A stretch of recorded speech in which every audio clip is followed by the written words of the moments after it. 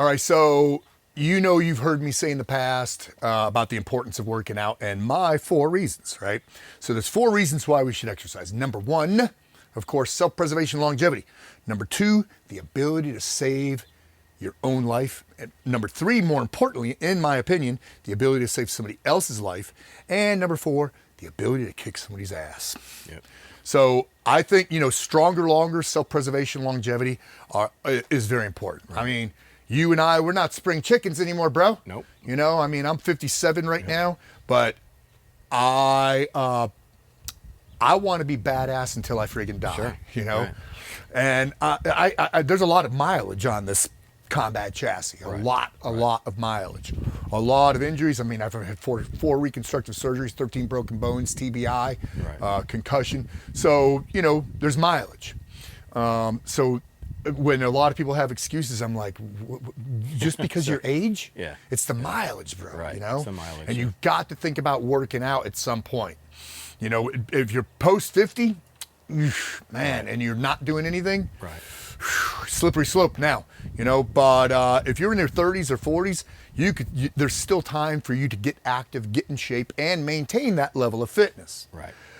The other thing that I tell people to do, the big is work both power, strength, speed, and quickness, and hypertrophy. Right. Big differences between them. Right.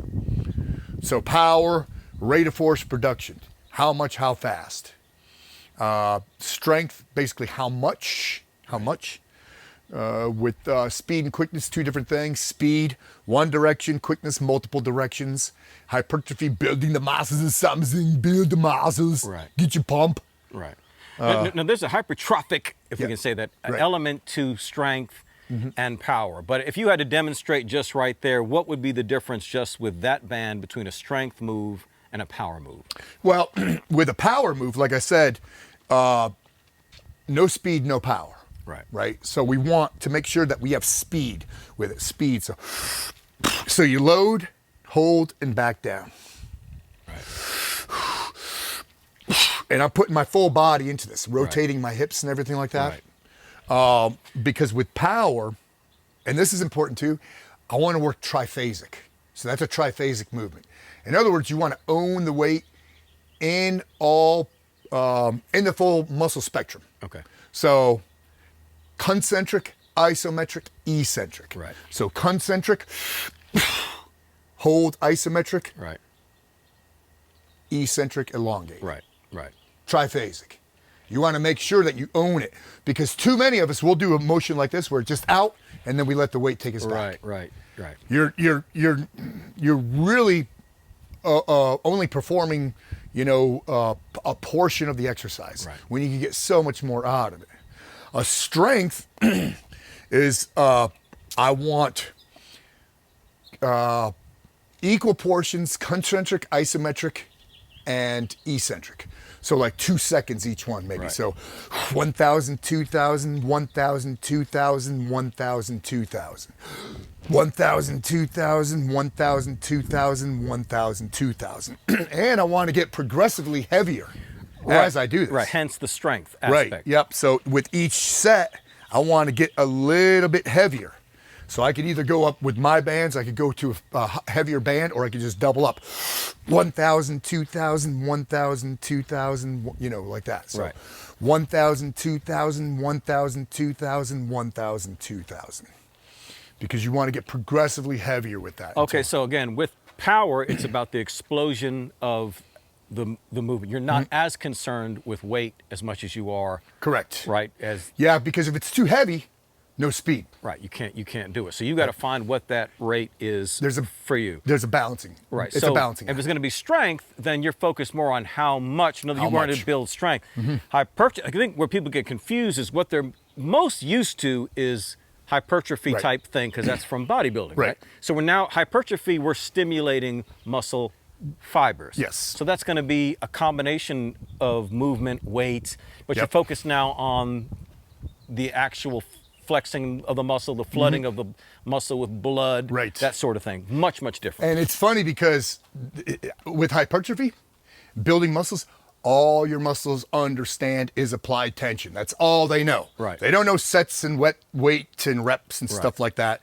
So I was taught by strength coach Mike Gittleson out of University of Michigan, and he introduced me to a 20 rep set when it comes to hypertrophy. Okay.